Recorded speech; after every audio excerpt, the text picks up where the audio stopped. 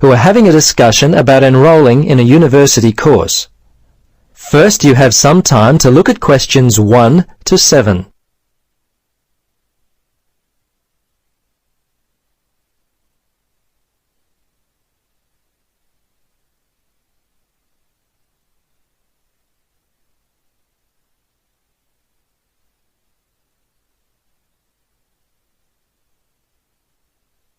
Now, listen carefully and answer questions 1 to 7.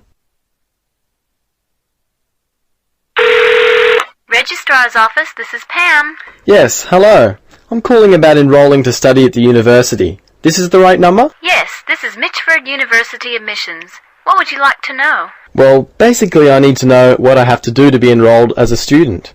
You see, I'm currently studying education at another school. I've just finished my first year, but I'm not really enjoying it. I think I'm more interested in accounting. My dad teaches maths, so I thought it might be a good choice. Well, better than business anyway. Okay. Have you received a registration pack? No? How can I get one of those? Well, you've got to have one to register. You can enroll at the university at any time after you receive a registration pack. These are usually available from September for first-year and transferring students, and from November for returning students. On the basis of the information contained in the registration pack, you should attempt to make a firm choice about which courses to study before completing your form. I see. So I've only got a month to get my registration pack in. Can you send me one? Sure. If you are close to a high school, the registration pack and university prospectus are available from the Careers Advisor. Would that be helpful? Well, the closest school's too far away and I haven't got a car. Are there any other ways you can send it to me? Well, for prospective students who have already left school, the registration pack and prospectus are available from the university information line. But that might not be of help for you? No, not really. I'll tell you what. Why don't you give me your contact details and I'll send a pack out to you.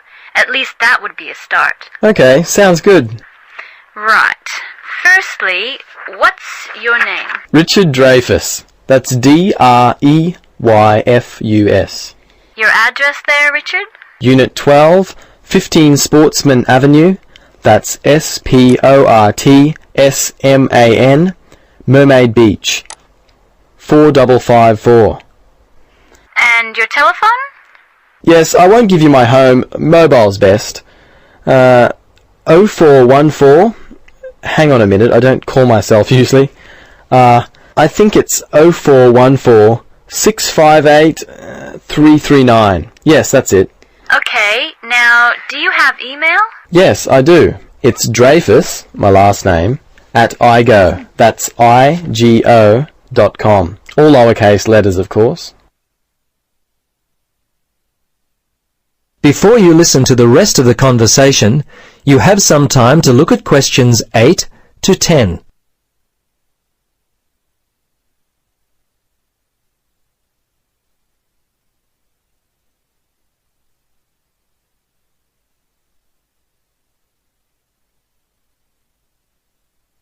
Now listen carefully and answer questions 8 to 10. Okay, that looks fine. Now, do you have any questions for me? Yes, I've got a friend who is interested in studying at the university. I'm not sure what would be the best way for him to register. Can you give me some suggestions? Sure, there are 3 ways to register. Option 1 is telephone registration. Before you telephone, fill out the registration form included in your pack. This will ensure you have all the information that you require. The number is in your registration packet. Don't forget to hold on to a copy of your registration form for future reference. Yep, okay. Option 2 is registration by post. All you have to do there is complete the relevant sections of the registration form and post the completed form together with all documentation required in the envelope provided. All right. The third way is to simply come in. Visit the Student Information Center in the Information Services building, and your friend will receive personal assistance on how to complete his forms. Thanks very much. You've been most helpful. You're welcome. Good luck with your future studies. That is the end of part 1. You now have half a minute to check your answers.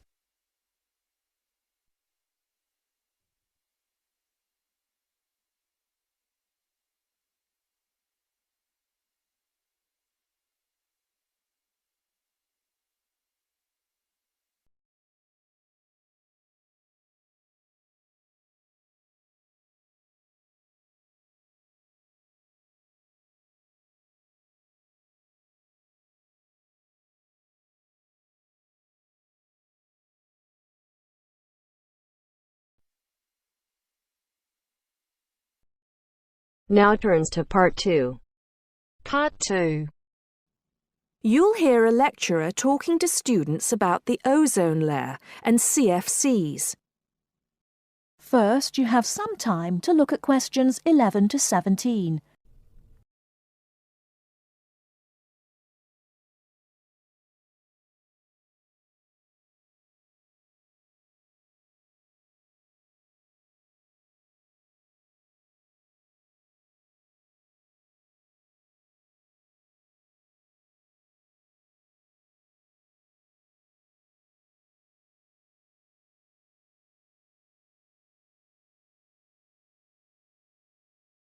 Now, listen carefully and answer questions 11 to 17.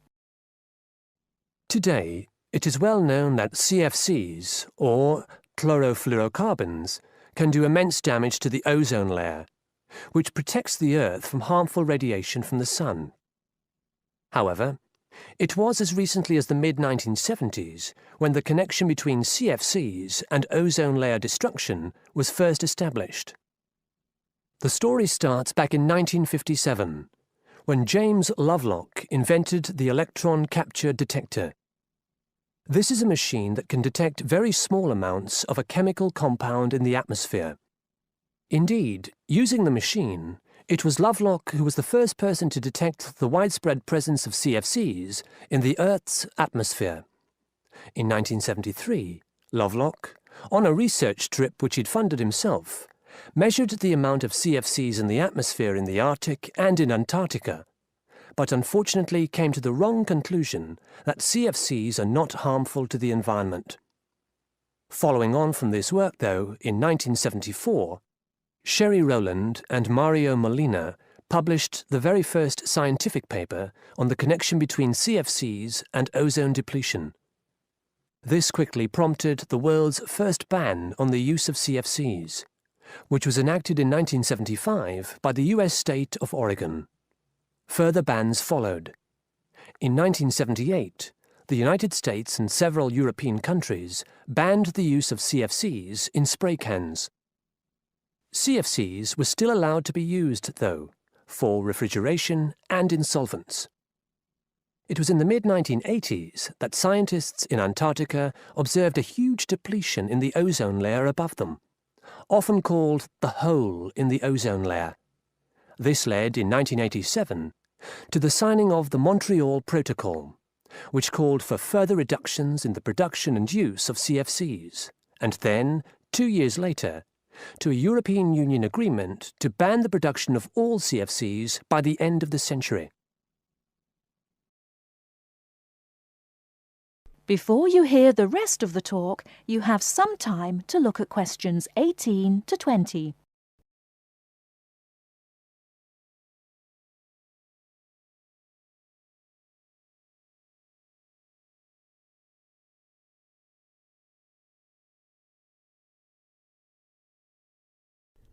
Now listen and answer questions 18 to 20. So why exactly are CFCs so harmful? One of the reasons CFCs were so popular in the production of solvents and refrigeration coolants is that they are unreactive. That is, they don't react easily or at all with other chemical compounds. It's this property, however, that also makes them dangerous. Because they are unreactive, it's very difficult for them to be broken down. This gives them a long lifespan, more than 100 years in some cases, and allows them to rise into the upper levels of the atmosphere, the stratosphere, unchanged. There, ultraviolet radiation from the sun starts to break them down, freeing the chlorine atoms from the CFCs. It's this chlorine that helps destroy the ozone layer.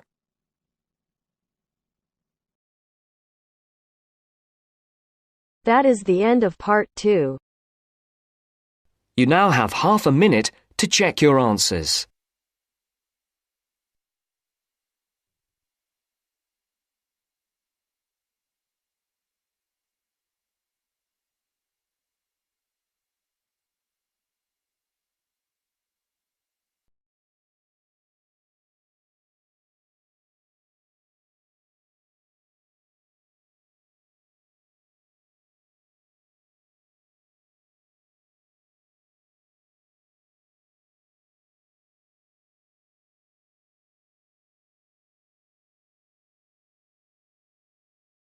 Now turns to part 3. Part 3. Hear an interview conducted by an interviewer special with the scientist Peter Piot, who discovered Ebola, a dangerous disease. Both of them are conversing about the disease and its origin. First, you have some time to look at questions 21 to 25.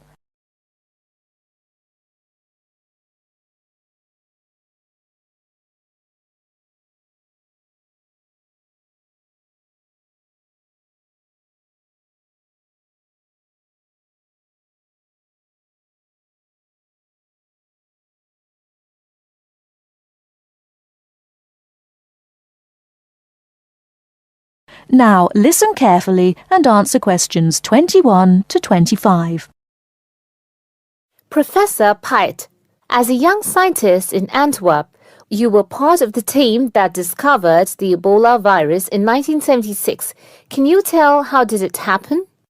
I still remember. Someday in September, a pilot from Sabina Airlines brought us a shiny blue thermos and a letter from a doctor in Kinshasa, in what was then Zara in the thermos. He wrote there was a blood sample from a Belgian nun who had recently fallen ill from a mysterious sickness in Yambuku, a remote village in the northern part of the country. He asked us to test the sample for yellow fever. These days, Ebola may only be researched in high-security laboratories. How did you protect yourself back then? We had no idea how dangerous the virus that we were dealing with was. And there were no high-security labs in Belgium back then. We just wore our white lab coats and protective gloves. When we opened the thermos, the ice inside had largely melted and one of the valves had broken. Blood and glass shards were floating in ice water. We fished the other, intact test tube out of the slop and began examining the blood for pathogens using the methods that were standard at the time. But the yellow fever virus apparently had nothing to do with the nun's illness. No, and the test for Lassa fever and typhoid fever were also negative. What then could be? Our hopes were dependent on being able to isolate the virus from the sample. To do so, we injected it into mice and other lab animals. At first, nothing happened for several days. We thought that perhaps the pathogen had been damaged from insufficient refrigeration in the thermos. But then, one animal after the next began to die. We began to realize that the sample contained something quite deadly. But you continued. Other samples from the nun who had just died arrived from Kinshasa. When we were just about able to begin examining the virus under the electron microscope, the World Health Organization entrusted us to send all of our samples to a high-security lab in England. But my boss at the time wanted to bring our work to a conclusion no matter what. He grabbed a vial containing virus material to examine it, but his hand was shaking and he dropped it on a colleague's foot. The vial shattered. My only thought was, oh shit! We immediately disinfected everything, and luckily our colleague was wearing thick leather shoes. Nothing happened to any of us. Before you hear the rest of the talk, you have some time to look at questions 26 to 30.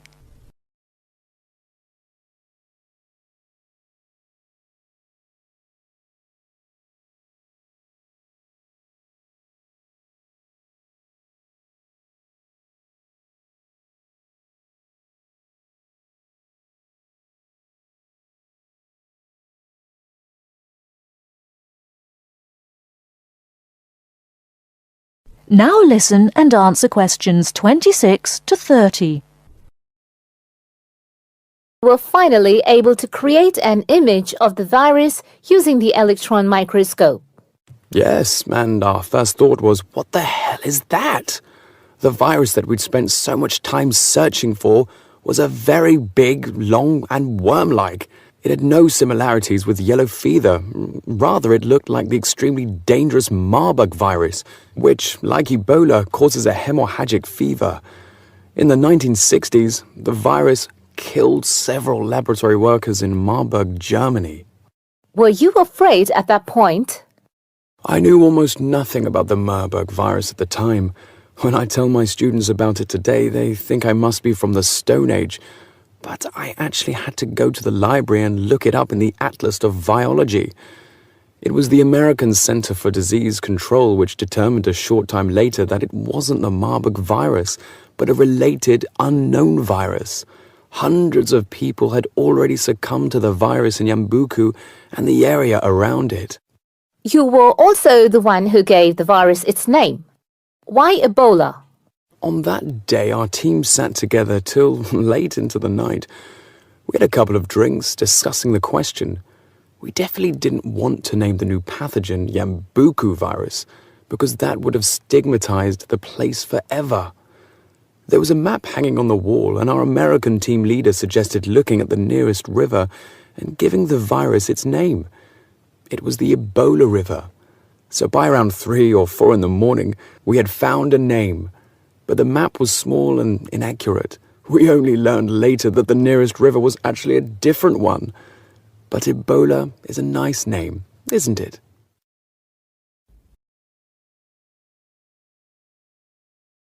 That is the end of part 3.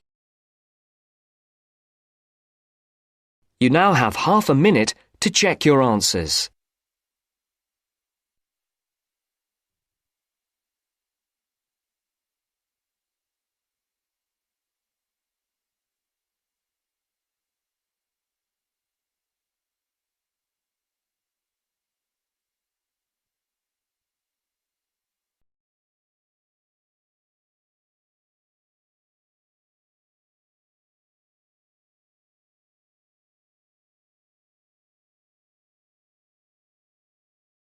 Now listen carefully and answer questions 31 to 40. Cheese is one of those foods that we tend to take for granted as always having been with us. And it's odd to think that someone somewhere must have discovered the process to make cheeses. That takes place today. In the studio to tell us all about it is Monica Maxwell. Today, we all know that the process of making cheeses takes place when microorganisms get into milk and bring about changes in its physical and biochemical structure. Well, obviously, we don't know who discovered the process, but it's thought that it came from Southwest Asia about 8,000 years ago. In the early time, there were mainly 2 types of cheeses. One of them was rather tasteless and bland in the case of the so-called fresh cheeses, which are eaten immediately after the milk has coagulated. And another one was rough-tasting and salty in the case of the ripened cheeses, which are made by adding salt to the soft fresh cheese and allowing other biochemical processes to continue so that a stronger taste and a more solid texture resulted. The ancient Romans changed all that. They were great pioneers in the art of cheese-making, and the different varieties of cheese they invented and the techniques for producing them spread with them to the countries they invaded. This spread of new techniques took place between about 60 BC and 300 AD. You can still trace their influence in the English word cheese, which comes ultimately from the Latin word Caseus, that's C-A-S-E-U-S. At this stage in history, people weren't aware in a scientific way of the role of different microorganisms and enzymes in producing different types of cheese, but they knew from experience that cheese's tastes were relevant to something. If you kept your milk or your pre-cheese mixture at a certain temperature or in a certain environment, things would turn out in a certain way. In the 19th century, with the increasing knowledge about microorganism, there came the next great step forward in cheese-making. Once it was known exactly which microorganism was involved in the different stages of producing a cheese, and how the presence of different microorganisms affected the taste, it was possible to introduce them deliberately and to industrialize the process. Nowadays, cheese is made on a large scale in factories, although the small producer working from his dairy farm continued to exist and still exists today. Cheesemaking moved very much into the world of technology and industrial processes, although because the aim is still to produce something that people like to eat, there's still an important role for human judgment. People still go round tasting the young cheese at different stages to see how it's getting on, and may add a bit of this or that to improve the final taste. Whatever the scale of production, there is still room for the development of art alongside the technology. That is the end of part 4.